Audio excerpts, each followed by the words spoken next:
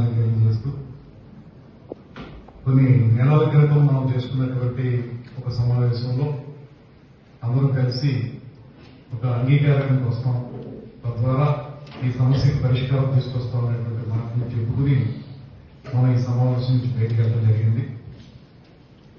ఇప్పుడు నేను గట్టిగా నమ్ముతున్నాను, ఇప్పటికే మీ మేనేజ్మెంట్ వారు పైన ఉన్నటువంటి అథారిటీ మీకు ఇది ఫైనల్ సిట్టింగ్ గా దీన్ని తెలియచండి, ఇక్కడితోటి ఎన్నికబుల్ సొల్యూషన్ తీసుకురండి అని చెప్పినట్టుగా కూడా నాకు తెలిసింది. అదేవిధంగా కార్మిక నాయకులు కూడా వారు కూడా దీన్ని ఒక ఎన్నికబుల్ సొల్యూషన్ తీసుకురావడానికి వారు కూడా కృషి చేయడానికి సిద్ధంగా ఉన్నారు. కనుక ప్రధానంగా ఒక ముఖ్యమైనటువంటి పరిశ్రమ రాజమండ్రిలో మనకి ఉన్న కొద్ది పరిశ్రమల్లో ముఖ్యమైనది ఇది నిరంతరం ఏదో రకమైనటువంటి సంఘర్షణతో లేకపోతే ఘర్షణలతో నడిస్తే మన ప్రాంతానికి మంచిది కాదు, అదేవిధంగా అభివృద్ధికి మంచిది కాదు. కనుక దయచేసి industry is important, at the same time the lives of the workers there is also very very important. And మన దివ్యేంద్ర గారి వారి పాపం చేయాలంటే కానీ డొక్కాడదు అనేటువంటి పరిస్థితులు వారు కూడా ఉంటారు. సో మనం కూడా కొంచెం పైనుండి మీకు వచ్చినటువంటి ఆదేశం ఒక డైరెక్షన్ వచ్చిందని చెప్పి అంటున్నారు, కొంచెం ఎమికబుల్ గా చూసి సెటిల్ చేయమని చెప్పి లైక్ వారు చెప్పినట్టుగా this should be the final what ever it is. వారు ఆలోచించడానికి సమర్థంగా ఉన్నా అంటున్నారు, మీరు కూడా ఆలోచించడానికి ఆ దిశగా ఆలోచిస్తూ కొంచెం ఎమికబుల్ గా సొల్యూషన్ తీసుకొని వచ్చి ఈ సమస్యకి పరిష్కారం అనేది ఈ సిట్టింగ్ లో ఈ ప్రపోజల్ ఏదైనా ఉంటే అది కొంచెం చెప్తే వాళ్ళతో కూడా మాట్లాడతారు. మీరు ఒక ప్లాన్ తో వచ్చుంటారు కదా, ఖచ్చితంగా మీ పై నుంచి వచ్చినటువంటి ఇన్ఫర్మేషన్ ప్రకారం మీరు ప్లాన్ తో దాన్ని కొంచెం మీరు చెప్తే వాళ్ళతో కూడా మాట్లాడి ఫైన్ చేస్తారు సార్. వాళ్ళు మాట్లాడితే పైకి వాళ్ళు or executive director or any board member or any official, you are bound by the company's law. Yes. Okay, at the same time you are bound by the local law also. Yes. So to the extent of, why should we rupture the relationship between the industry and the government? To the extent when Honorable Minister is here, Honorable Collector, everybody is here, he is not supposed to attend. Okay, first of all, it was not good on his part. Second thing, are you attending here with some authorization? So to whom are you presenting? What are your names? మాకు ఏమీ personal interest లేవు. వాళ్ళ మాదిరిగా last 5 years మాదిరిగా మీ suit కేసులు ముట్టుకుంటలేదు, మేమేమి ఇప్పుడు చెప్పేసి ఉద్యోగాలు వేయించుకోలేదు. పరంపర 1, పరంపర 2లో కూడా మా ప్రమేయం లేకుండానే జరిగింది. ఎంత అవినీతి జరిగింది అంతా బయటకు వస్తుంది. మిమ్మల్ని కోరేది ఏంటంటే మా ప్రయత్న లోపం ఎక్కడా లేదు, మేము ప్రయత్నం చేస్తున్నాం. కార్మికులు మీరు కూడా ఈ ప్రాసెస్ అంతా అయ్యేంత వరకు కొంచెం టైం పట్టినా న్యాయం చేయాలన్న ఉద్దేశంతో ఉన్నాం. మేము వచ్చి 5 నెలలు అయింది. నష్టం అంతా ఆ ప్రభుత్వం చేసి మాకు అప్పచెప్పింది, మేము చేసిన నష్టం కాదు. మిమ్మల్ని ప్రశ్నిస్తున్నారు కింద ఉన్న వాళ్ళు, కానీ వెంటనే సమాధానం తీసుకొచ్చేసే విధంగా ఇక్కడ లేదు పరిస్థితి. మీరు కూడా అర్థం చేసుకొని కాస్త టైం ఇవ్వండి. మీరు కూడా ఒక నిమిషం బత్తులు గారి దగ్గరకో చౌదరి గారి దగ్గరకో నా దగ్గరకో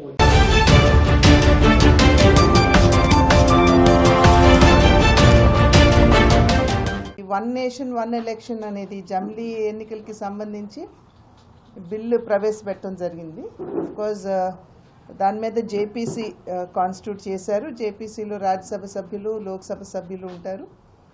అండ్ వీళ్ళందరూ కూడా ప్రతి పార్టీ నాయకులతోటి అందరితోటి మాట్లాడి వారి యొక్క అభిప్రాయ సేకరణ చేసి ఆ తర్వాత దాన్ని పార్టీకి ప్రభుత్వానికి అందించిన తర్వాత దానికి సంబంధించినటువంటి విధి విధానాలు అన్నీ కూడా రూపకల్పన చేయడం జరుగుతుంది. సో ఆ ప్రక్రియ అయితే ఇప్పుడు స్టార్ట్ అయిపోయింది. ఆల్రెడీ మొన్న అనౌన్స్ చేశారు. ఒక ఇంచుమించుగా ఒక 30 మందితోటి జేపీసీ వేయటం జరిగింది. అదేవిధంగా మొన్న బాబాసాహెబ్ అంబేద్కర్ గారి మీద భారతీయ జనతా పార్టీ అగౌరవపరిచింది అనేటువంటి ఒక అంశాన్ని తీసుకుని పార్లమెంట్లో ఏ రకమైనటువంటి బిజినెస్ కూడా కానివ్వకుండా ప్రతిపక్షం అడ్డుపట్టడం జరిగింది.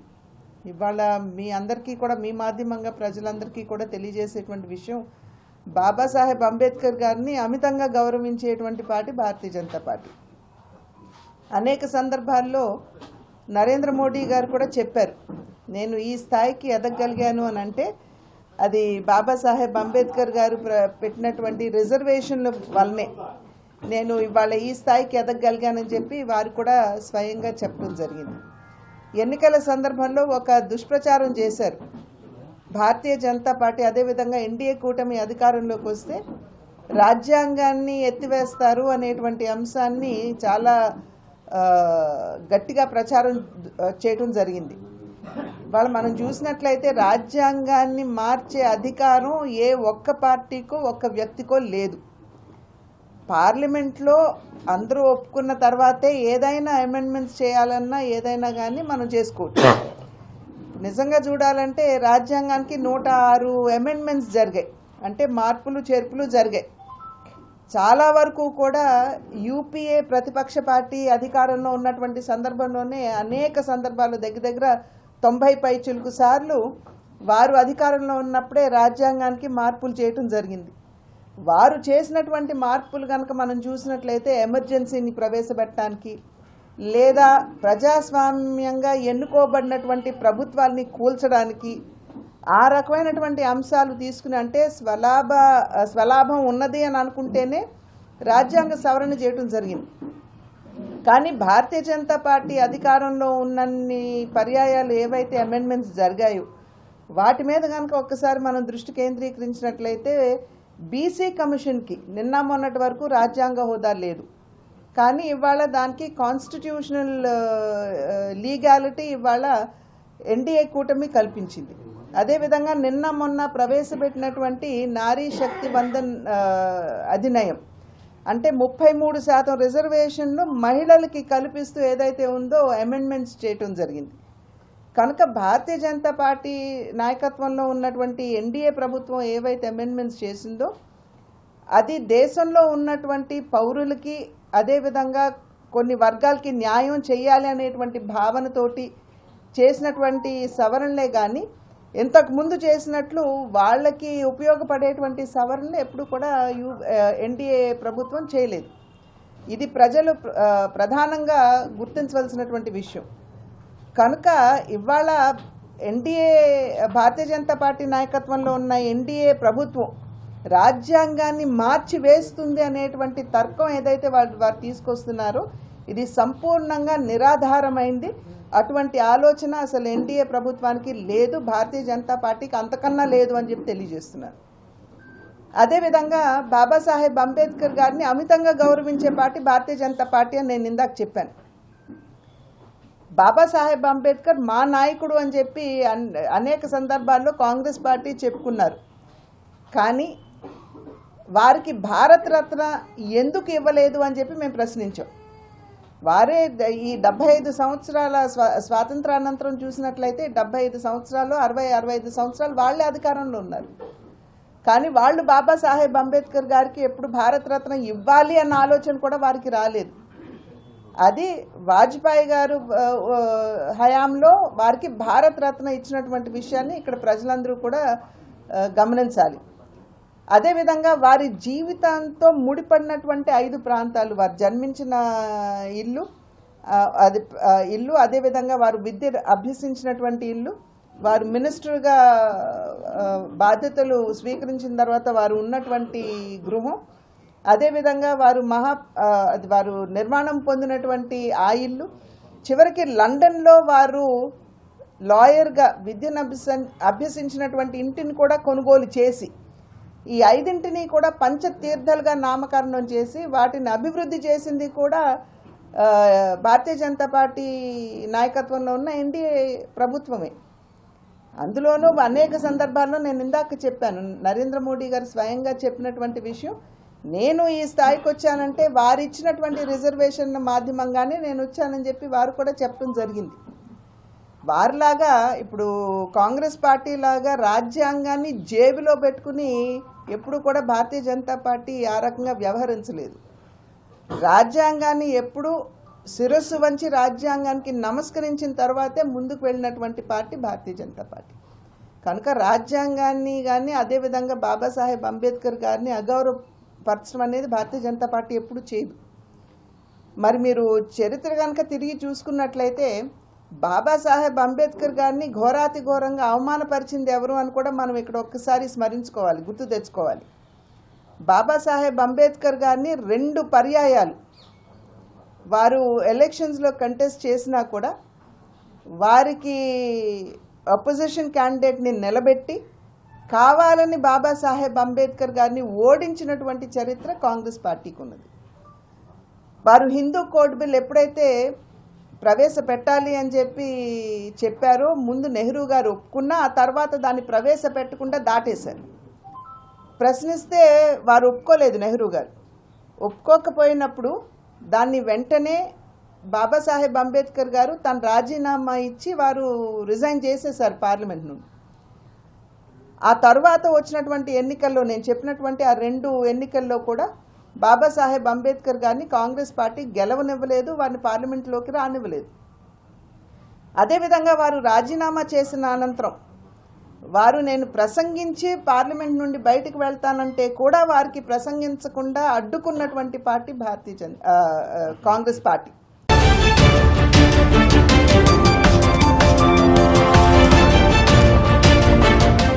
మరి చాలా ఇబ్బందికర పరిస్థితులు, ఇద్దరు కూడా బాగా ప్రతిభ కలిగిన పిల్లలు. మరి శశి విద్యా సంస్థ వాళ్ళని అభ్యర్థించగా వారికి మొత్తం మెటీరియల్ ఫ్రీ ఆఫ్ కాస్ట్, మరలా ఏ ఒక్క రూపాయి కూడా తీసుకోకుండా ఇస్తామని చెప్పి కూడా శశి విద్యా సంస్థ వారు కూడా హామీ ఇవ్వడం జరిగింది. అంటే చాలా ఆనందంగా ఉంది. అందరి యొక్క కలయికతోటి ఈరోజు ఒక కుటుంబం ప్రశాంతంగా నిద్రపోయిన తర్వాత ఉదయం లేచేసరికి అగమ్య గోచరం, వారి జీవితం ఏంటి, చేతిలోని ఏదీ లేని పరిస్థితి, రోడ్డును పడిపోయామని ఒక అగమ్య గోచరం లాంటి పరిస్థితి నుంచి మరలా వాళ్ళ జీవితం మీద వారికి ఆశ కలిగే విధంగా మీ యొక్క ఆత్మస్థైర్యాన్ని కోల్పోవద్దు. ఎందుకంటే ఈరోజు మన ప్రాణం ఉంది, ప్రాణాలు కోల్పోలేదు, మన ప్రాణం ఉంది కాబట్టి, భవిష్యత్తు ఉంది కాబట్టి కష్టపడితే మరలా అన్నీ సాధించుకోగలమని ఒక భరోసా నింపి, ఆ భరోసాతో పాటు వారికి వృత్తిపరంగా ఏ ఒక్క సమస్య లేకుండా ఇవన్నీ సేకరించి ఇచ్చినందుకు చాలా సంతృప్తిగా ఆనందంగా ఉంది. ఇది మా బాధ్యత, ఇది మా విధంగా అక్కడ నిలబడతాం, ప్రభుత్వ పరంగా చేయాల్సిన సహకారం అందిస్తాం. అలాగే వ్యక్తిగతంగా మేము చేయగలిగే సహకారం, మాకు కొన్ని పరిధులు ఉంటాయి, మేము చేయగలిగే సహకారం 10 మందిని కలుపుకొని ఈరోజు ఒక కుటుంబానికి మళ్ళీ ఒక భరోసా కల్పించాం. ఇది చాలా ఆనందంగా ఉంది. ఇది కొంతమందికి స్ఫూర్తిగా కూడా నిలబడాలి. నగరంలో అనేక మందికి ఇలాంటి సమస్యలతోటి ఉన్నారు, వాళ్ళకి ప్రతి ఒక్కరికి కూడా చేతిలో దేవుడి దయన కొన్ని రూపాయలు ఉన్నాయి, సంపన్నులు ఉన్నారు, కానీ ప్రతి ఒక్కరికి మనసు రావాలి. అలా చెయ్యాలి అంటే మనసు రావాలి. ఇలాంటి ఒక సంఘటన చూసైనా సరే వారు మనసుతో ముందుకు వచ్చి ఇలా కొంతమందిని ఆదుకుంటారని భావిస్తూ అందరికీ ధన్యవాదాలు.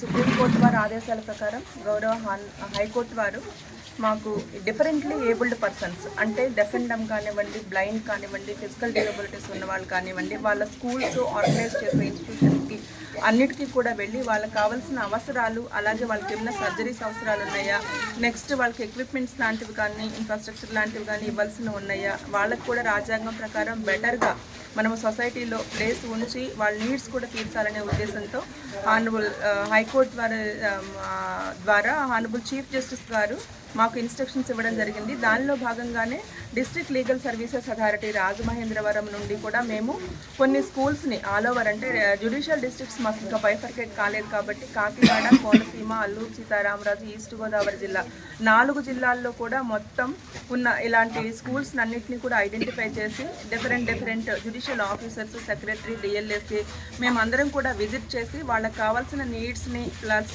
సర్జరీస్ లాంటివన్నీ ఐడెంటిఫై చేసి హానరబుల్ హైకోర్టు వారికి రిపోర్ట్ పంపించడం జరిగింది. దానిలో భాగంగానే స్పెక్టకల్స్ కావాల్సిన వాళ్ళకి కూడా గవర్నమెంట్ హాస్పిటల్ వాళ్ళు ముందుకు వచ్చి వాళ్ళు స్పెక్టకల్స్ ప్రొవైడ్ చేస్తామని చెప్పారు. ఇక్కడ వచ్చేసి వాళ్ళకి సర్జరీస్ కావాల్సిన వాళ్ళకి కూడా మేము కింగ్ జార్జ్ హాస్పిటల్ వైజాగ్ ఒకటి రాసున్నాము. చిన్న సర్జరీస్ కావాల్సిన వాళ్ళు కూడా లోకల్ గవర్నమెంట్ హాస్పిటల్లో వాళ్ళు ముందుకు వచ్చి వాళ్ళు చేస్తామని చెప్పారు. ప్లస్ అడిషనల్ నీడ్స్ లాంటివి ఈ మ్యాట్రసెస్, పిల్లోస్, బెడ్షీట్స్ లాంటివి కూడా వాళ్ళకి ఇక్కడ 100 కెపాసిటీ ఫ్రీజర్స్ని ఈ డిఫరెంట్లీ ఏబుల్డ్ పర్సన్ స్కూల్ ఉంది కాబట్టి ఆ కరెస్పాండెంట్ గారి ద్వారా మేము ఐడెంటిఫై చేసి దానిలో వాళ్ళకి ఈ నీడ్స్ ఉన్నాయి, బెడ్షీట్స్, మ్యాట్రసెస్, పిల్లోస్ ఇస్తే వాళ్ళు కంఫర్టబుల్గా వాళ్ళ స్లీప్ కానీ బాగుంటుందని అన్నారు. దానిలో భాగంగా రోటరీ క్లబ్ వాళ్ళు ముందుకు వచ్చి ఈ కార్పొరేట్ సోషల్ రెస్పాన్సిబిలిటీ అనే దాని కింద మేము కూడా తీసుకుని మేము ప్రొవైడ్ చేస్తాము అని చెప్పి ముందుకొచ్చారు. Not only in the school, మాకు జియాన్ స్కూల్లో కూడా ఈవినింగ్ వాళ్ళు ఇదే రకమైన మ్యాట్రసెస్, పిల్లోస్, బెడ్షీట్స్ ప్రొవైడ్ చేస్తాము అని చెప్పని అన్నారు. వాళ్ళకు కూడా ధన్యవాదాలు. అలాగే మాకు ఇంత మంచి అవకాశం ఇచ్చి మేము కూడా ఈ సొసైటీలో డిఫరెంట్లీ ఏబుల్డ్ పర్సన్స్కి మా ద్వారా సహాయం చేసేలాగా మాకు ఇన్స్ట్రక్షన్స్ ఇచ్చినందుకు హానబుల్ హైకోర్టు వారికి కూడా థ్యాంక్ యూ వెరీ మచ్. ఇలాంటి సందర్భాలు కానీ ఇలాంటివి ఎన్నో ఉంటే దాతలు కూడా కొంచెం పెద్ద మనసు చేసుకుని ముందుకు వచ్చి వాళ్ళు కూడా మన సొసైటీలో భాగమే అని చెప్పి వాళ్ళకి ప్రొవైడ్ చేయవలసిన నీడ్స్ కనుక వాళ్ళు మీరు ప్రొవైడ్ చేయగలిగితే వాళ్ళు కూడా మంచి ఫ్యూచర్ ఉంటుందని చెప్పి కోరుకుంటున్నాను. Thank you very much.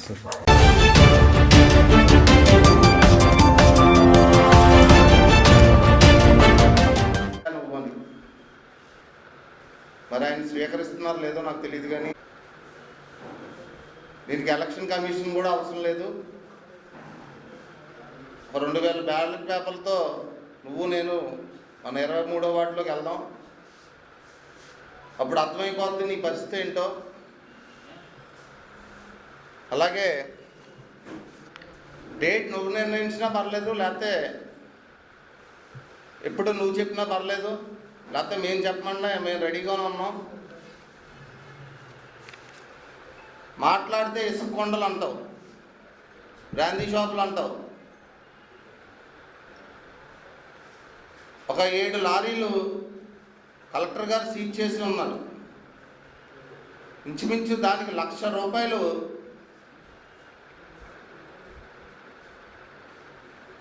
₹1,00,000 దానికి ఫైన్ కింద వేసి మన కలెక్టర్ గారు వ్యత్యాసం చూపకుండా ₹1,00,000 దాని మీద ఫైన్ వేశారు. అది ఎవరికో నువ్వు ముందర కనుక్కో.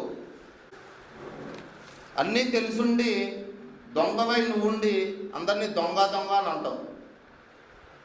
నీ ప్రజాప్రతినిధి ఒక ఆయన కనీసంగా రిస్క్ విషయంలో ఎవరిని ఉపేక్షించేది లేదని ఆ రోజే చెప్పారు. దానికి కట్టుబడి అన్ని ఎమ్మెల్యే గారు అందరూ దానికి కట్టుబడి ఉన్నారు.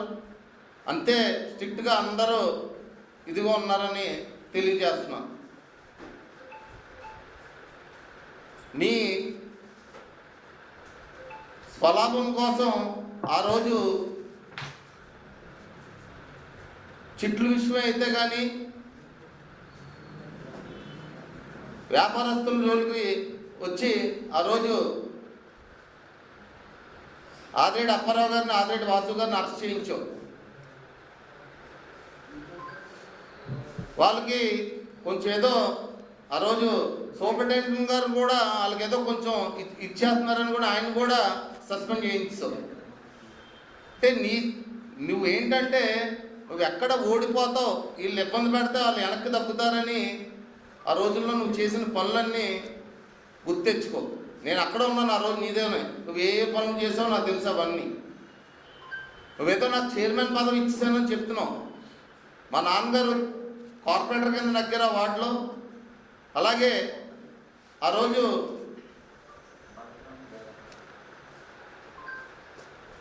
ఆదిరెడ్డి వాసు గారు నాకు ఇచ్చి ఉన్నారు, అది తెలుసుకో. ప్రతిదీ నువ్వు గొప్పోడివని నువ్వు ఫీల్ అవ్వకుండా మార్చుకుంటే మంచిది. ఎందుకు గాలి ఎంపీ అని ఎందుకు అంటున్నావంటే మా ఎమ్మెల్యే గారిని ఈవీఎం ఎమ్మెల్యే అని అంటున్నావు అస్తమాను. నిన్ను అందుకే గాలి ఎంపీ అని అనాల్సి వస్తుంది.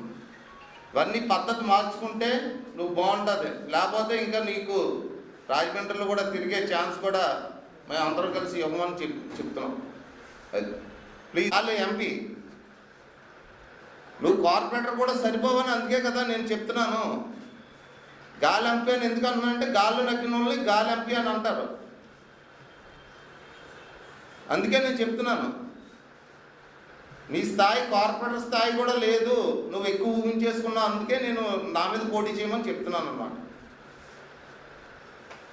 చర్చా వేదిక రమ్మని చెప్పేసి అని అడుగుతున్నారు. మేము గవర్నమెంట్ ఫామ్ చేసి 8 నెలలు అయింది.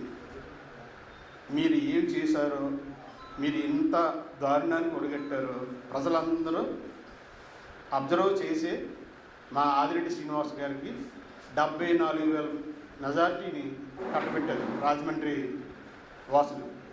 మీరు ఇంకా మరి ఏమనుకుంటున్నారో ఏంటో మాకు అర్థం కావట్లేదు, కానీ ప్రజలకు తెలుసు మీరేంటో. మీరు ఎప్పుడు కూడా ప్రజలకు అందుబాటులో ఉండరు. ఆదిరెడ్డి కుటుంబం కానీ ఆదిరెడ్డి కుటుంబంతో ఉన్నటువంటి మేము కానీ ప్రజలకు ఇప్పుడు కూడా అందుబాటులో ఉండి వాళ్ళ కష్ట నష్టాలని చూస్తూ ఎవరైనా ఇబ్బందుల్లో ఉంటే మా ఆదిరెడ్డి కుటుంబం ఉన్నటువంటి ట్రస్ట్ ద్వారా వాళ్ళకి సహాయం చేస్తూ ఒక కుటుంబంలాగా రాజమండ్రిలో ఉన్నటువంటి ప్రజలందరూ కూడా మా కుటుంబంలాగా మేమందరం ఉంటూ వాళ్ళకి సేవ చేస్తూ ఉంటాం. మీరందరూ ఏంటంటే ఈ వైసీపీ నాయకులందరూ కూడా ఇలా ప్రెస్ మీట్లు పెట్టి మాట్లాడటమే తప్పించి ప్రజలకు మీరు ఎవరో కూడా అందుబాటులో ఉండరు. అసలు మీరు పిలిస్తే మేము రావడం, మా ఎమ్మెల్యే రావడం పెట్టి చర్చకి ఇంకా టైం ఉంది. ఇంకా 4 సంవత్సరాలు చేసిన తర్వాత తప్పకుండా మేము ఏం చేసామో మీకు కంపల్సరీ మేము చెప్తాం. అలాగే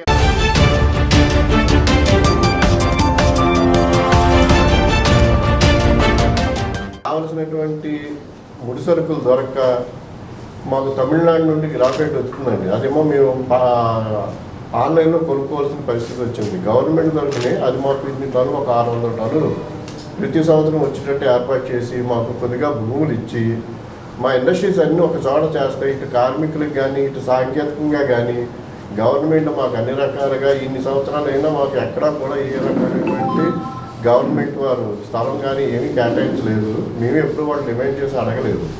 ఈసారి వచ్చినటువంటి మంచి గవర్నమెంట్ మాకు అన్ని రకాలుగా సహకరించి మా ఇండస్ట్రీని ఈ రాజమండ్రిలో ధర్మానికమైన నూతన కంపెనీ అనేది 100 సంవత్సరాలు జరుగుతున్నది. చాలా విశేషమైనటువంటితో కూడుకున్నటువంటి ఇండస్ట్రీ. ఇక్కడ అనేక మంది కార్మికులు, అనేక మంది ఇక్కడ ప్రయోజనం పొంది ఇక్కడ ప్రపంచవ్యాప్తంగా మేము ఈ ముడిసరుకులు అన్నింటిలో ఆల్ ఓవర్ ఇండియా ఈ ముడిసరుకులు కూడా బంగారం, వెండి, ఇత్తడి, అల్యూమినియం మొదలగు లోహాలన్నీ ఇందులో కలుగుతారండి.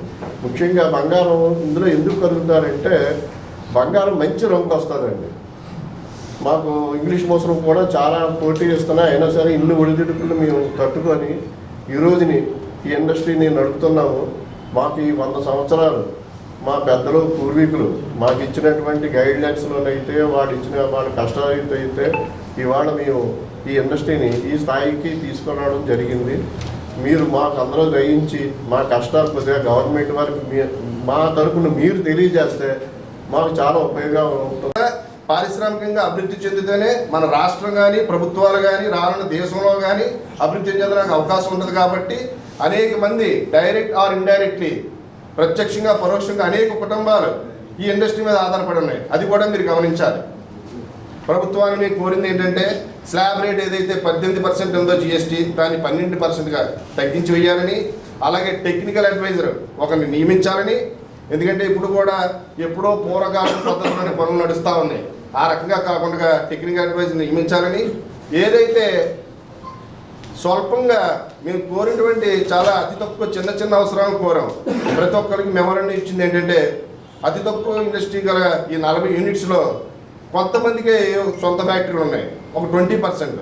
రిమైనింగ్ అందరూ కూడా టెనెంట్స్, అద్దులు కట్టుకోలేక ఏదో కుటీర పరిశ్రమ, this is small scale industry. So దీనికి సంబంధించినటువంటి భూములు కేటాయించాలని వారిని కూడా కోరడం జరిగింది. మినిస్టర్ గారు ఎవరైతే చెప్పడం జరిగిందండి.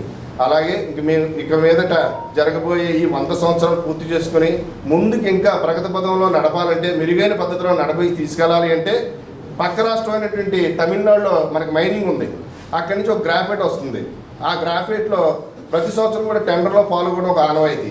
దానికి టెండర్తో సంబంధం లేకుండా మనకి ఈ ఇండస్ట్రీ సజీవంగా ఉండాలంటే ఒక కొద్దిపాటి పర్సెంటేజ్ ఒక మెటీరియల్ వారు కేటాయించాలని చెప్పి ఆ ఇండస్ట్రీ కూడా లోగడ చంద్రబాబు నాయుడు గారు మినిస్టర్గా, అప్పుడు చీఫ్ మినిస్టర్గా ఉన్నప్పుడు జయలలిత గారి ద్వారా కూడా అది శాంక్షన్ చేయించుకోవడం జరిగిందండి. అదే క్రమ పద్ధతిలో ఇప్పుడు కూడా వారు మనకు కేటాయించాలని కోరుతూ ఏదైతే టెక్నికల్ అడ్వైజర్ అవ్వచ్చు, ఈ భూముల విషయంలో అవ్వచ్చు, ఈ టామిన్ గ్రాఫైట్ అయితే అవ్వచ్చు, ఇంకా మిగతా స్లాబ్ రేట్ అయితే అవ్వచ్చు, ఈ అన్నింటిలో కూడా సమగ్రంగా ఈ దృష్టి సారించి ప్రభుత్వం వారు సహకారం చేయాలని చెప్పి మీ మీడియా ద్వారా వారికి తెలియపరచాలని చెప్పి కూడా ఈ కార్యక్రమాలు 3 రోజులు కూడా జయప్రదం చేయడానికి మీరందరూ కూడా సహకరించాలని మనస్ఫూర్తిగా కోరుకుంటూ వర్కింగ్ కమిటీ మెంబర్ని all India graphite manufacturers association తరఫున నేను ఒక మ్యానుఫ్యాక్చర్. గత 100 సంవత్సరాల క్రితం కుమారస్వామి నాయుడు గారిని కీర్తి చేసిన నందమూరి కుమారస్వామి నాయుడు గారు, ఆయన మాకు ఫౌండర్ అండి. ఆయన తరపునే కొద్దిగా అలా కంటిన్యూ అవుతూ ఈవేళ మా చేతుల్లోకి ఇండస్ట్రీ వచ్చింది. మేము చాలా ఇబ్బందులు పడుతున్నాం, మాకు చాలా ఉన్నాయి సాధక బాధకాలు.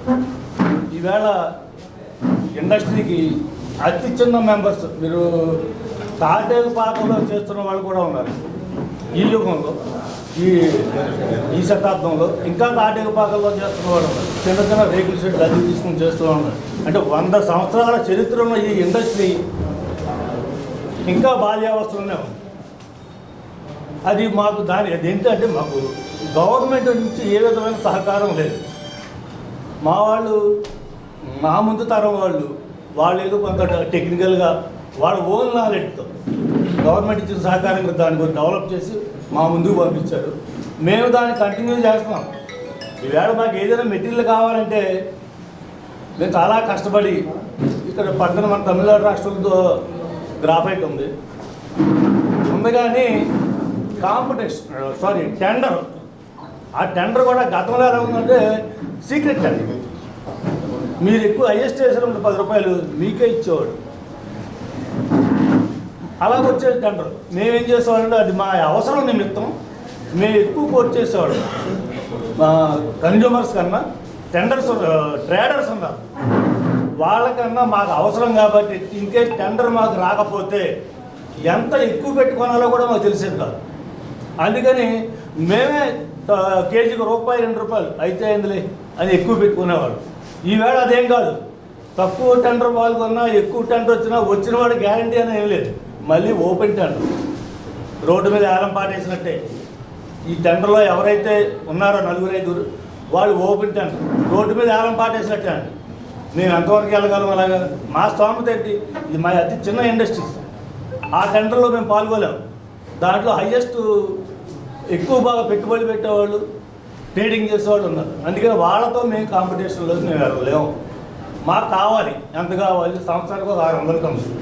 అది గవర్నమెంట్ వారు ట్యామిన్ వారితో, ఆ గవర్నమెంట్తో మాట్లాడి వాళ్ళు ఫిక్స్ చేసిన రేట్. నేను తక్కువ ఏమని అడగలేదు, ఎప్పుడు అడగలేదు. వాళ్ళు ఫిక్స్ చేసిన రేటు మాకు ఇప్పిస్తే మా ఇండస్ట్రీ కొంతకాలం మనుగడ ఉంటుంది. ఒక్కొక్క సందర్భంలో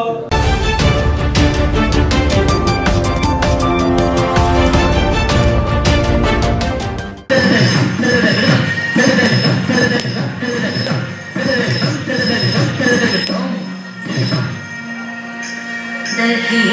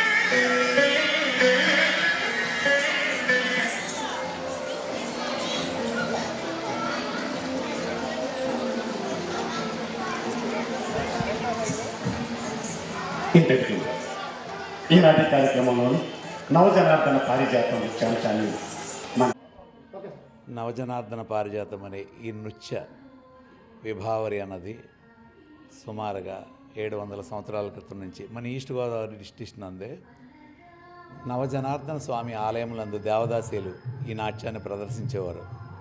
అలానాటి నుండి ఈనాటి వరకు కొన్ని సందర్భాల వలన, కొన్ని సంగతుల వలన ఈ నాట్యం మరుగున పడింది. తిరిగి దీన్ని 1974లో డాక్టర్ నటరాజ రామకృష్ణ గారు ఆ ఆలయాల్లో ఉన్న దేవదాసీల్ని తీసుకుని వాళ్ళ దగ్గర నుంచి ఈ అంశములన్నీ తీసుకుని మా అందరికీ ఈ నవజనార్దన పారిజాతం నేర్పించినారు. నవజనార్దన పారిజాతం అనగా 9 మంది సత్యభామలు ఒకే వేదికపై కానీ 9 రోజులు సాయంకాలం మాటలు చేసే నాట్యాన్ని నవజనార్దన పారిజాతం. సత్యభామ కృష్ణునితో తగవు తర్వాత ఆయన గురించి పడే విరహ వేదనలు, చిన్ననాటి సంగతులు అన్నీ తను చెప్పుతూ రకరకాల విన్యాసాలు చేస్తున్న ఈ ధరువుల్ని నవజనార్దన పారిజాత భామా కలాపమని అందరూ.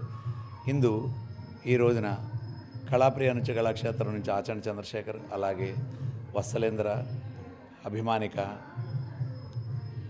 కనికినేడి నవ్య, సరిత, దీపిక, అర్చన, చంద్ర, లోక చంద్రశేఖర్ రెడ్డి గారు, అలాగే గీతాంజలి, ఇలాగా మొత్తం 14 మంది సత్యభామలు ఒకే వేదికపైగా ఈ రోజున మా కళాప్రియ తరపు నుంచి వచ్చింది.